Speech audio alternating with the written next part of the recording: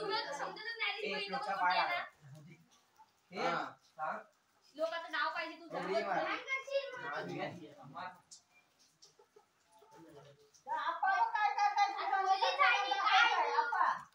नाही नाही रे.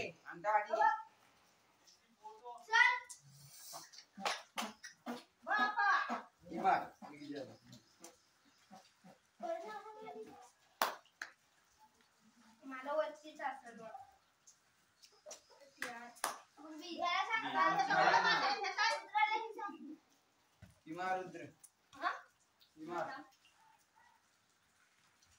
कोणती?